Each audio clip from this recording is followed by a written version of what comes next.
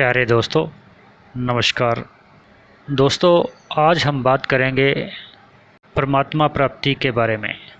वैसे तो इंसान जन्म के बाद से ही मोह माया के विषय में इतना उलझ जाता है कि उसको इस बारे में सोचने का समय ही नहीं मिलता।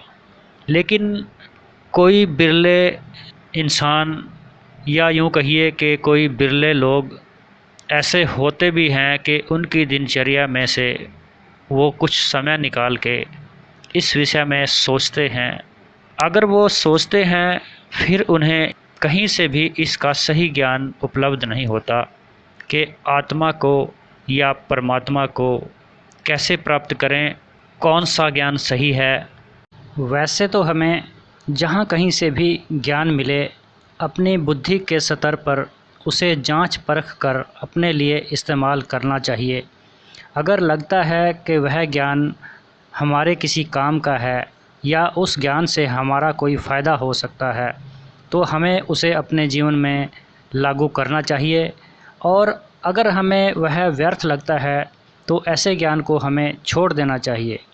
अक्सर इंसान को जब कोई ज्ञान उपलब्ध होता है तो वह उसकी छानबीन में लग जाता है कि यह ज्ञान फ़लाँ फ़लाँ व्यक्ति ने भी बोला था, या यह ज्ञान फ़लाँ फ़लाँ व्यक्ति ने हमें बताया था। तो दोस्तों, ज्ञान तो ज्ञान है। अगर वह किसी काम का है तो वह प्रसारित होगा ही। वह तरह तरह से अलग अलग रास्तों से हर किसी के पास जाएगा। जिस किसी को वह अपने काम का लगता है वह उसे लागू कर ही लेगा। ज्ञान को बताने के लिए लगभग उन्हीं शब्दों का बार बार इस्तेमाल होता है। कई बार तो हूबहू एक दूसरे की जो भाषा है वो मेल खाती है। अगर हम आध्यात्मिक सोच से भी इस बात पर ध्यान दें तो जो किसी के काम का ज्ञान होता है उसको बारी बारी एक दूसरे के माध्यम से वह शक्ति पहुंचाती ही है। यह सारी की सारी घटना मेरे निजी जीवन में घट चुकी है। एक ज्ञान की बात मुझे एक तरीके से, फिर कुछ समय के बाद दूसरे तरीके से, और फिर लास्ट तीसरी बार भी किसी तीसरे माध्यम से मुझे वह ज्ञान उपलब्ध हुआ और उसे फिर मैंने अपने जीवन में लागू किया और उससे फ़ायदा लिया। अगर आपके भी जीवन में इस तरह का कोई ज्ञान बार बार दस्तक दे रहा है जो भिन्न भिन्न माध्यमों से आप तक पहुंच रहा है, तो आपको भी उसको अपने बुद्धि के स्तर पर समझकर इस्तेमाल में लाना चाहिए, अगर आपको फ़ायदे का लगता है तो। अगर फिर भी परखने के बाद आपको अपने फ़ायदे की बात उसमें नज़र नहीं आती तो ऐसे ज्ञान को छोड़ देना चाहिए। सोचने वाली बात यह भी है कि वही ज्ञान आपको भिन्न भिन्न माध्यमों से आ क्यों रहा है।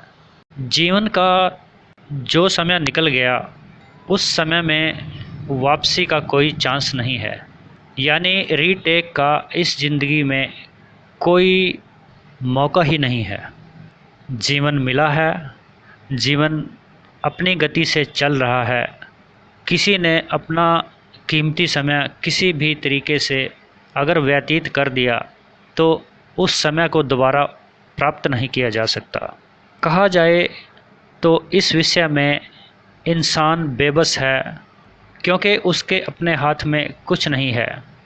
कहीं ना कहीं से उसे ज्ञान तो प्राप्त करना पड़ेगा, और अगर उसे सही ज्ञान मिल गया तो उसका जीवन तर गया, नहीं तो उसके जीवन का कीमती समय ऐसे ही व्यतीत हो गया जो उसे दोबारा कभी उपलब्ध नहीं होगा।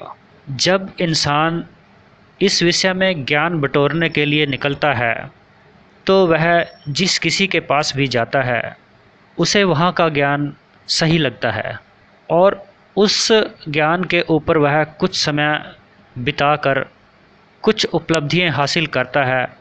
समय बीतने के साथ साथ उसे फिर महसूस होता है अपना अधूरापन। वह महसूस करता है कि अभी कुछ अधूरापन है, जो ज्ञान मुझे प्राप्त होना चाहिए शायद उसमें कहीं कोई कमी है। मतलब उसको संतुष्टि नहीं मिलती, वो उस ज्ञान से संतुष्ट नहीं होता। फिर वह किसी दूसरे संत महात्मा की तलाश में निकलता है, किसी न किसी के दरवाजे पे फिर जाता है, वहाँ से फिर ज्ञान बटोरने की कोशिश करता है। अब वह वहाँ जाकर भी महसूस करता है कि पहले वाले ज्ञान से इस ज्ञान में कुछ डिफरेंट है, अलग है, शायद यह ज्ञान सही हो। उस ज्ञान के चक्कर में आकर वह फिर बताए गए तरीके से अभ्यास करता है। समय बीतता है, वहाँ फिर वह अधूरापन महसूस करता है, फिर कोई कमी महसूस करता है। ऐसे निकलते निकलते उसकी ज़िंदगी काफ़ी हद तक बीत जाती है और सही ज्ञान उसे मिलता ही नहीं। यानी हम यह कह सकते हैं कि वह दर दर भटकता है, लेकिन जो सही ज्ञान है वो नहीं मिलता। बार बार के इस अभ्यास से यह सवाल खड़ा होता है कि परमात्मा कृपा प्रधान है या साधना प्रधान है। परमात्मा की प्राप्ति के लिए जब वह इंसान निकलता है, जो साधना उसे जगह जगह से उपलब्ध होती है और वह करता हुआ ज़िंदगी बिता रहा है। जब कभी हम धार्मिक लोगों के बीच बैठकर चर्चा करते हैं तो उस चर्चा में से इस तरह के सवाल मन में उठते हैं, लेकिन बार बार प्रयत्न करने से उन सवालों के जवाब अंदर से ही मिलते हैं। इसका मतलब यह हुआ कि आपके अंदर ही वह शक्ति उपलब्ध है जो इस कार्य को करने के लिए पर्याप्त है। अब जब यह शक्ति हमारे अंदर ही है तो फिर हम बाहर किस शक्ति की तलाश कर रहे हैं। अब जब हमने तरह तरह की साधनाएं करके देख ली और हमें परमात्मा का कोई संकेत नहीं मिला, तो फिर तो यह कृपा की ही बात रह गई। परमात्मा की कृपा होगी तभी हम उसकी प्राप्ति कर सकेंगे। कहा जाता है कि आत्मा एक ही है। अगर आत्मा एक ही है तो परमात्मा क्या उससे अलग है? परमात्मा यानी परम आत्मा और एक तरफ आत्मा, तो फिर क्या यह दोनों अलग अलग हैं?